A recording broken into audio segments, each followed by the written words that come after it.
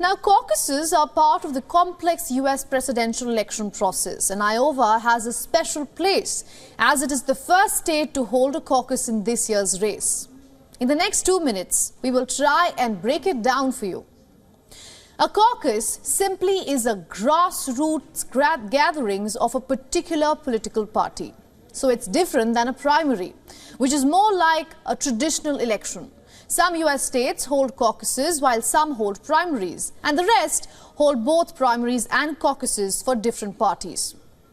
Caucuses do not directly select a presidential candidate. Rather, they elect delegates. Now, these delegates then head to the party's national convention, where they vote for the presidential candidate who gets the most support for the caucus. After each primary or caucus, some candidates drop out of the race due to lack of support from the party. In the end, 2 candidates, one each from the 2 main parties, are nominated for the presidential race. Now, on 15th of January, Iowa Republicans will be the first Americans to vote for a presidential nominee. But there will be no polling places. Party activists will host gatherings in each of the 1,600 precincts of the state. The gatherings are held in local gyms, churches, or even living rooms of the voters.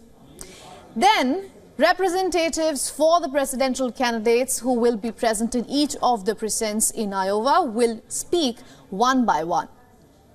Following this, the attendees write down who they want to vote on a blank piece of paper. Volunteers then count the votes and report them up the chain.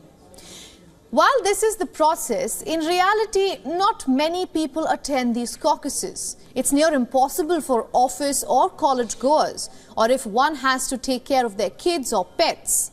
Adding to all of this, Iowa is having heavy snowfall and a winter storm. In this backdrop, the caucus will be held around 7 p.m. in the dead of winter, that too on a Monday. Weather forecasts say it could be as cold as -8 degrees on the caucus night.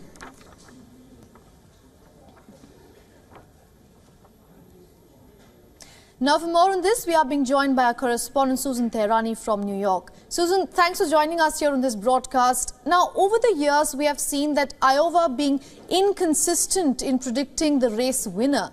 However, there is another school of thought that thinks that Iowa is a testing ground for presidential candidates. Could you explain this complexity and which one could actually play out this year?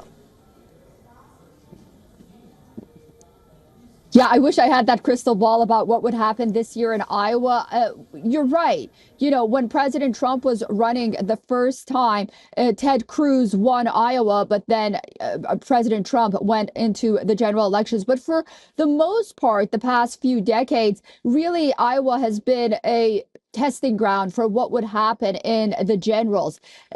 On the other hand, you know, we have to take into consideration that this year is very significant because Donald Trump is leading by a very high margin compared to his rivals. We do know that Nikki Haley and Ron DeSantis will have a debate tonight in Iowa, hosted by CNN. They will be the only people on stage. Donald Trump decided not to go, but Vivek Ramaswamy and Chris Christie, they didn't even qualify.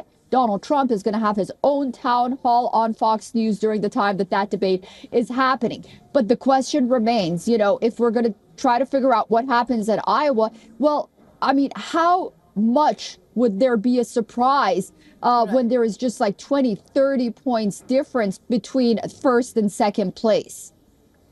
Absolutely, Susan. It looks like a close race. Thank you so much for joining us here in this broadcast and getting us all those developments from the ground.